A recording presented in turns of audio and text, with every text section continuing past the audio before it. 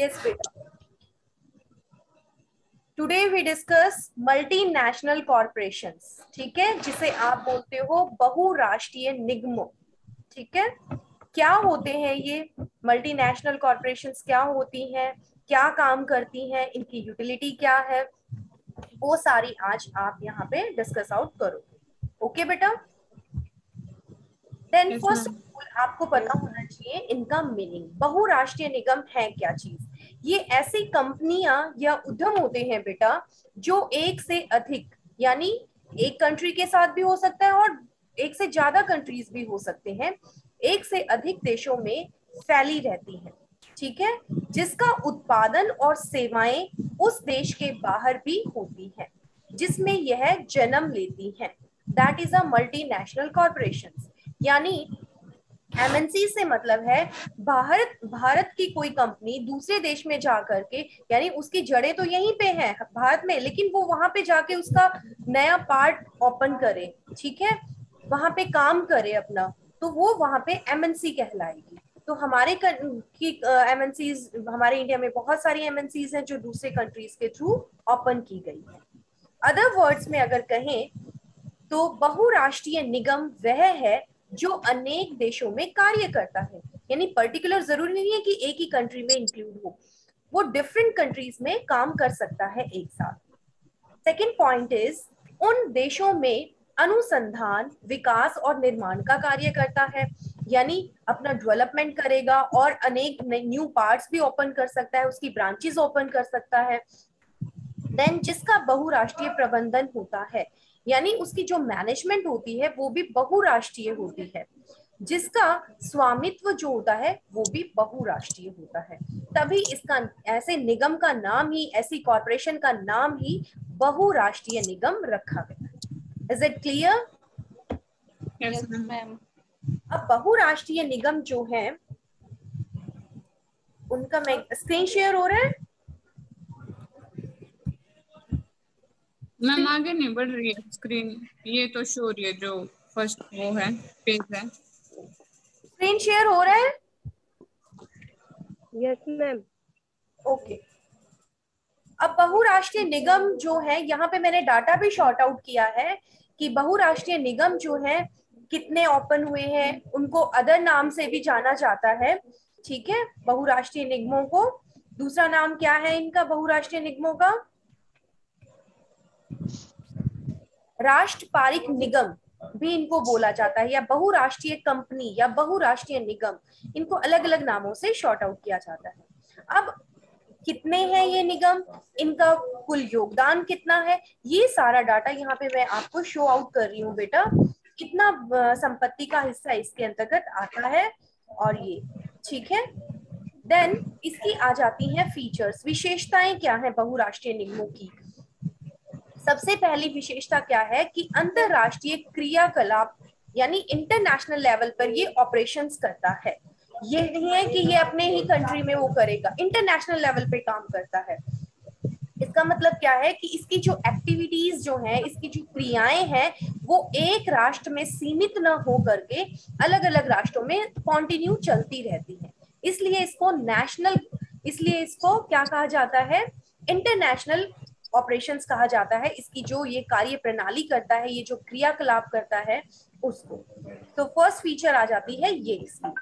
Second one is साधनों का हस्तांतरण, यानी जो रिसोर्सेज इसके पास अवेलेबल होते हैं उन रिसोर्सेज का ये ट्रांसफर करता है।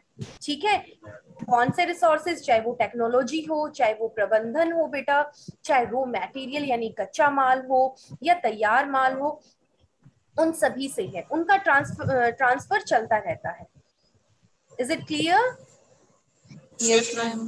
देन नेक्स्ट वन इज ये बृहत आकार है, यानी इसका बृहत का मतलब होता है, बृहत का मतलब होता है बड़ा, यानी लार्ज साइज है। ये स्मॉल साइज पे नहीं है, एक बड़े लार्ज साइज पे काम करता है, तभी तो इसकी ब्रांचेस एक साथ बहुत सारे कंट्रीज में ओपन होती है। देन नेक्स्ट वन इज बहुराष्ट्रीय सकंद स्वामित्व है इसका।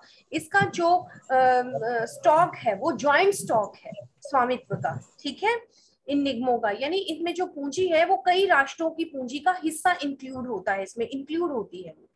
नेक्स्ट बहुराष्ट्रीय प्रबंधन है, जैसा कि वो तो हमें क्लैरिफाई है कि इसकी जो मैनेजमेंट है वो भी मल्टीनेशनल मैनेजमेंट है, ठीक है। तो ये इसकी कुछ फीचर्स आ जाती हैं।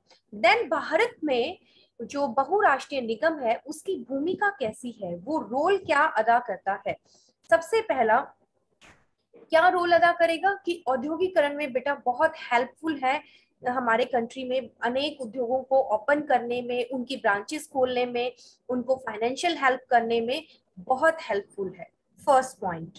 सेकेंड वन इज साधनों का विदोहन करता है, यानी जो भी रिसोर्सेज अवेलेबल होंगे साधनों के बारे में पता लगाएगा कि हाँ इन जो अवेलेबल रिसोर्सेज है इनका फुल यूटिलाइजेशन कैसे किया जा सकता है।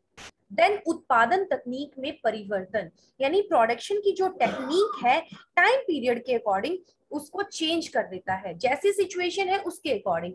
जैसे हमारे कंट्री में श्रम जो है बहुत ज्यादा अवेलेबल है, लेबर अवेलेबल है, सस्ता भी है, तो वो उसके अकॉर्डिंग टेक्निक यूज करेगा, ठीक है।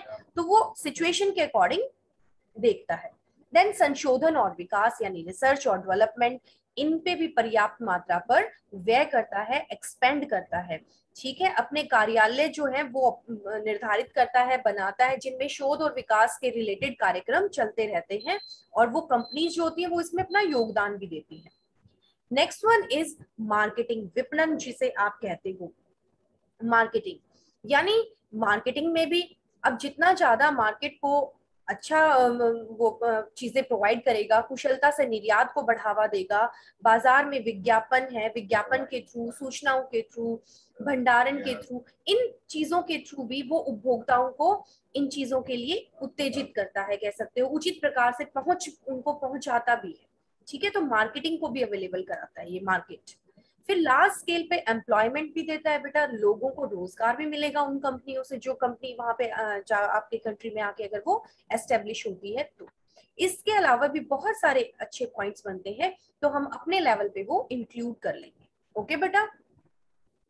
देन ओके आ जाती है इसकी क्रिटिसिज्म्स। अब इसके बेनिफिट्स तो हैं ही, लेकिन इसकी आलोचना भी की गई है कि एक लेवल तक तो ठीक है, लेकिन एक लेवल के बाद ये हमारे लिए नुकसानदेह भी है। वो कैसे है, तो सबसे पहले कहता है कि आर्थिक उपनिवेशवाद का प्रतीक है, यानी एक टाइम पीरियड के लिए जो पिछड़े देश हैं या धीरे धीरे जिनका विकास हो रहा है, उन देशों का जो मार्केट है उस पे ये अपना कंट्रोल करने की कोशिश करते हैं, ये जो कंपनीज होती है।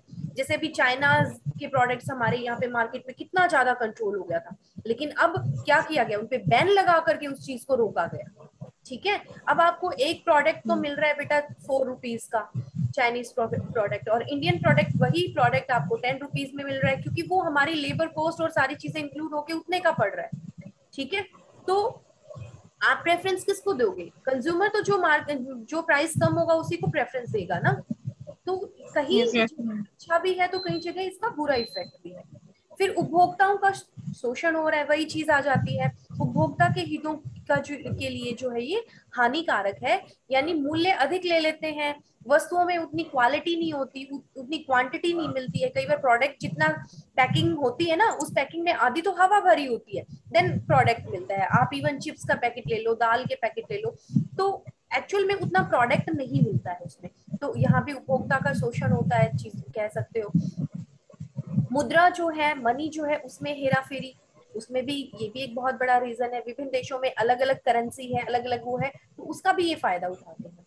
भुगतान संतुलन पर भी प्रतिकूल प्रभाव पड़ता है, यानी अगर अपनी तकनीक, ये कहता है कि ये जो निगम जो है वो अपनी तकनीक देने के बदले में जो फीस या मुआवजा जो व्यय करता है वो काफी अधिक होता है, जिसके कारण भी हमारा बैलेंस ऑफ पेमेंट डिसइक्विलिब्रियम में क्रिएट हो जाता है, तो ये भी एक रीजन है।